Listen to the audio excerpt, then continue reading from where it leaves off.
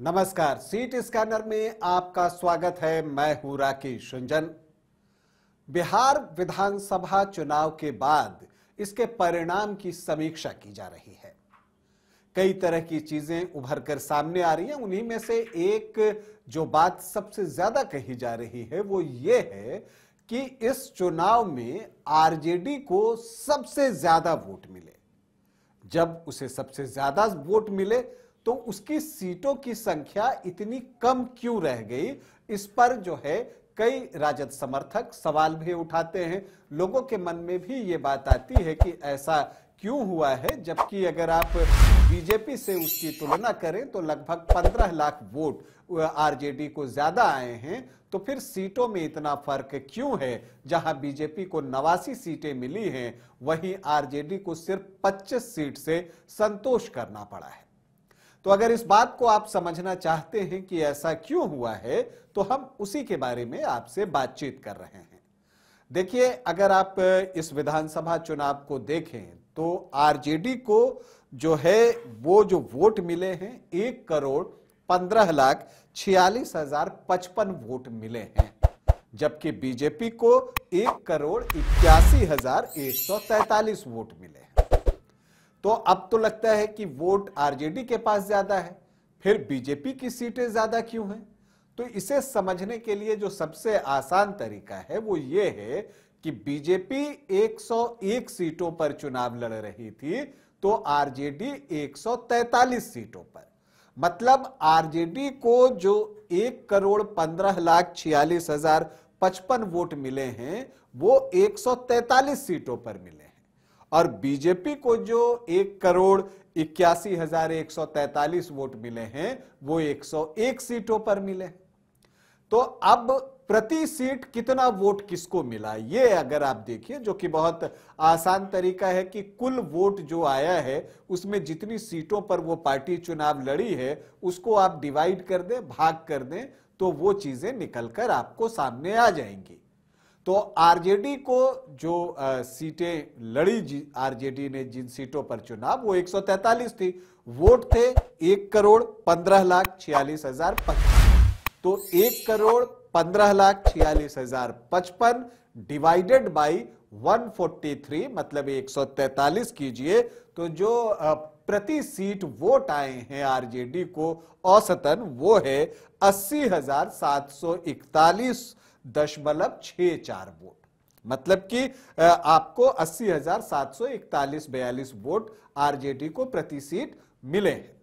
BJP के लिए जब आप इसी प्रोसेस को फॉलो कीजिएगा, मतलब कुल वोट 1,81,143 डिवाइडेड बाय लड़ी गई सीट 101, तो वो निकल कर आता है 99,813.29 वोट प्रति सीट। मतलब कि लगभग 1 लाख वोट प्रति सीट बीजेपी को आए हैं।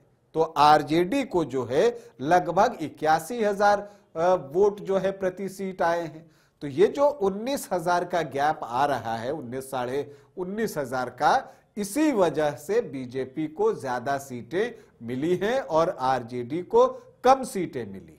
क्योंकि अगर आप जेडीयू का भी प्रति सीट जब आप वोट निकालिएगा तो वो 95,714 दिखता है, जो आरजेडी के 80,741 से जो है लगभग 14-15 हजार ज्यादा दिखता है। एलजेपी आरवी को भी प्रति सीट आरजेडी से ज्यादा वोट आए हैं, 89,191।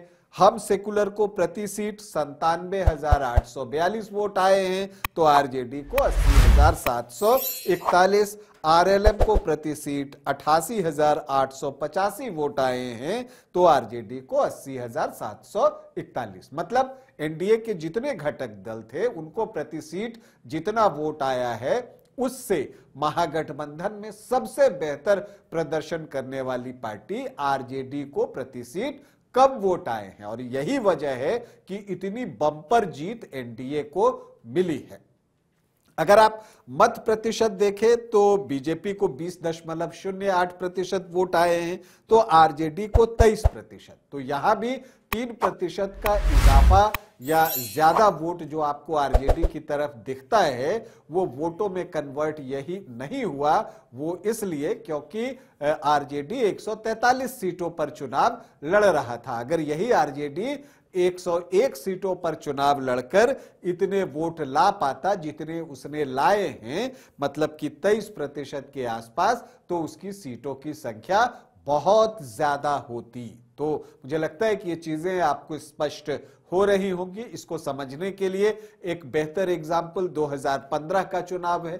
तब जो आरजेडी है वो 101 सीटों पर चुनाव लड़ी थी। आज बीजेपी 101 पर चुनाव लड़ रही है। 2015 में आरजेडी 101 सीटों पर चुनाव लड़ा था क्योंकि तब वो महागठबंधन में था, और उस वक्त उसको अगर आप देखें वोट तो 18.4% वोट आए थे, मतलब कि 69,95,509 वोट आरजेडी को 101 सीटों पर मिला था 2015 में। जबकि बीजेपी को 2015 में जो कुल वोट आए थे वो 93,08,015 वोट थे। मतलब आरजेडी से आप अगर देखिए तो 23-24 हजार वोट ज्यादा। तो फिर ऐसा क्या हुआ था कि बीजेपी 53 सीटों पर ही सिमट कर रह गई थी और आरजेडी को 80 सीटें मिल गई थी। तो इसके पीछे वजह यही थी जो कि अभी है कि उस वक्त बीजेपी ज्यादा सीटों पर चुनाव लड़ रही थी। इनफैक्ट 157 सीटों पर चुनाव लड़ रही थी और आरजेडी सिर्फ 101 सीटों पर। इसीलिए आरजेडी को जो है वो बड़ी कामयाबी मिली और बीजेपी को छोटी कामयाबी मिली। तो ये सारी चीजों को स्पष्ट करता है कि क्यों ज्यादा वोट लाकर भी आरजेडी जो है वो पिछड़ गई, सिर्फ 25 सीटों पर सिमट गई, और बीजेपी और जेडीयू उससे कम वोट लाकर भी ज्यादा सीट जीतने में कामयाब हुए।